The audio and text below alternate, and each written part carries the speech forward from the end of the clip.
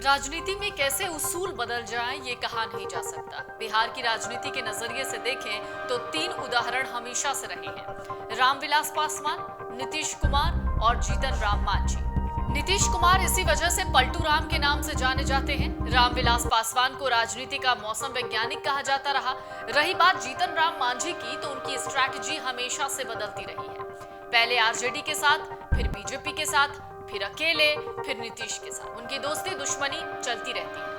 अपने 43 साल के सियासी सफर में बिहार के छोटे मौसम वैज्ञानिक जीतन राम मांझी ने कांग्रेस के साथ अपनी राजनीति की शुरुआत की, फिर जनता दल, आरजेडी, जेडीयू और बीजेपी के साथ सत्ता में रहे। 1980 से सियासत शुरू करने वाले जीतन राम मांझी अपने 43 साल के राजनीतिक सफर में 8 बार पाला बदल चुके हैं। ये अपने आप में एक बड़ा रिकॉर्ड है। अब 9वीं की तैयारी कर रहे हैं। दरअसल राजनीति में जीतन राम मांझी किसी के नहीं हैं और सबके हैं। जीतन राम मांझी एक बार फिर से सौगंध तोड़ने वाले। ज्यादा दिन नहीं हुए हैं, इसी साल 27 फरवरी को जीतन राम मांझी ने कहा था, कसम खाकर कहता हूं नीतीश का साथ छोड़कर कभी नहीं जाऊंगा। लेकिन राजनीति का अपना मिजाज है, वो भी बिहार की राजनीति। मात्र 107 दिन नीतीश के साथ मांझी की नैया डवाडोल हो गई। 107 दिन में मांझी ने यू टर्न ले लिया। मांझी अपने अगले कदम की रूपरेखा निर्धारित करने के लिए अपनी पार्टी हिंदुस्तान अवाम मोर्चा की 18 जून को राष्ट्रीय कार्यकारिणी की बैठक बुलाई है। एक तरीके से मांझी को राजनीति के केंद्र में लाने वाले नीतीश हैं। नीतीश ही वो नाम है जिन्होंने 2014 में जीतन राम मांझी को सीएम की कुर्सी थाली में सजा कर दे दी। कहने वाले इसे जो भी कहें, लेकिन इसी घटनाक्रम के साथ जीतन राम मांझी सियासत के राष्ट्रीय फलक पर आ गए। उन्हें पैन इंडिया पहचान मिली। इसके बाद से मांझी ने कभी अपने आप को छोटा नेता नहीं समझा।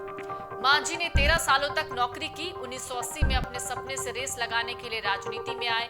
इस बीच उनके भाई की भी सब इंस्पेक्टर के पद पर नौकरी लगी। घर का खर्चा चलाना था, थोड़ी सहूलियत हो गई।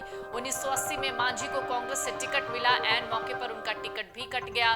तभी उनके लिए मददगार बनकर आए कांग्रेस के नेता जगन्नाथ मिश्रा। कुछ किस्मत की मेहरबानी रही, कुछ उनकी कोशिश, कुछ जगन्नाथ मिश्रा की सिफारिश।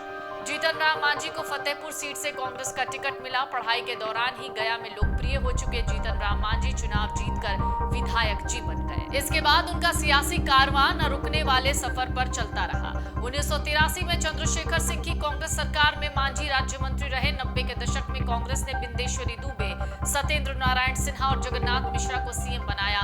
बिहार के सीएम बदलते रहे। मांझी का मंत्री पद का कोटा 1990 तक सुरक्षित रहा। 1990 के दशक में बिहार की राजनीति में कांग्रेस का सितारा अस्त हो गया और लालू यादव नाम के नक्षत्र का उदय हो गया।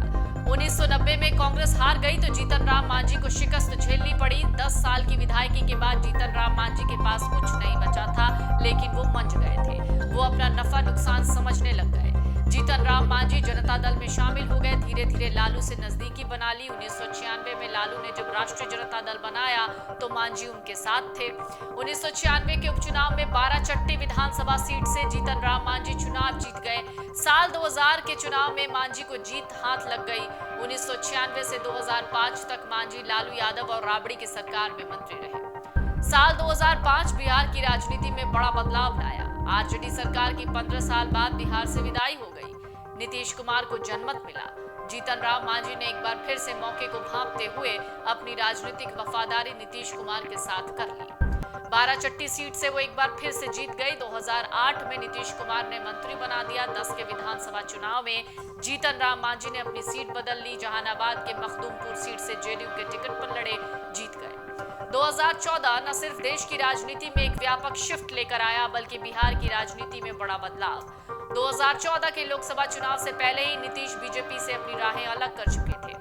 2014 में बीजेपी की प्रचंड जीत से नीतीश को झटका लगा। नीतीश को ऐसे मांझी की जरूरत थी जिसे बिहार की पतवार थमा सके। नीतीश की खोज खत्म हुई जीतन राम मांझी पर। 9 मई 2014 को नीतीश ने इस्तीफा दिया। बिहार की सत्ता अपने विश्वास पात्र महादलित समाज के जीतन राम मांझी को दे दी। 2015 में देश में नरेंद्र मोदी और बीजेपी की धूम थी। जीतन राम मांझी 2015 के विधानसभा चुनाव में बीजेपी के साथ हो लिए, लेकिन बिहार की अक्खड़ राजनीति को पहचान नहीं पाए। एनडीए के घटक दल के तौर पर उन्हें 21 सीटें लड़ने को मिली, लेकिन मांझी सिर्फ अपनी ही सीट जीत पाए। 2019 के लोकसभा चुनाव से पहले मांझी एनडीए गठबंधन छोड़कर एक बार फिर से नीतीश लालू के साथ महागठबंधन में आ गए। इस लोकसभा चुनाव में हम 3 सीटों पर चुनाव लड़ी, लेकिन मांझी समेत तीनों ही कैंडिडेट हार गए। इस बीच नीतीश कुमार 2017 में बीजेपी के साथ आ गए। जब 2020 विधानसभा चुनाव का वक्त आया तो जीतन राम मांझी एक बार फिर से नीतीश कुमार के साथ हो गए।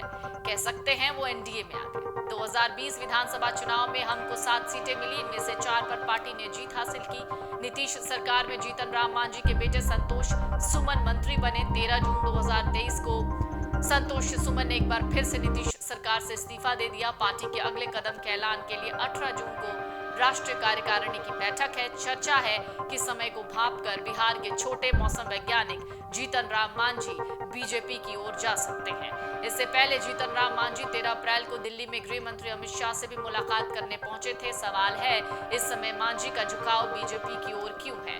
इस सवाल के जवाब में बिहार की राजनीतिक घटनाक्रम पर नजर रखने वाले कई पत्रकार कहते हैं 2014 में जब से नीतीश ने मांझी को बिहार का सीएम बनाया तो उनकी इच्छा शक्ति और बढ़ने लगी। वो ओवर कॉन्फिडेंट हो गए। मांझी अब रुकना नहीं चाहते हैं। 78 साल के हो चुके जीतन राम अब अपनी अगली पीढ़ी के लिए सोच रहे हैं। मांझी की ये सारी तैयारियां भी 2024 लोकसभा चुनाव को लेकर है। इस चुनाव में मांझी अपने लिए ज्यादा से ज्यादा सीटें चाहते हैं। कुछ दिन पहले नीतीश कुमार के साथ एक मुलाकात में नीतीश के सामने मांग रखी गई थी कि उनकी पार्टी 5 लोकसभा सीटों पर लड़ेगी। 40 सीटों वाले बिहार के लिए बड़ा हिस्सा है। मांझी ने कहा था, हम जिधर रहेंगे उधर जीतेंगे, ये सबको पता है। अमर उजाला अब आपके टीवी पर भी।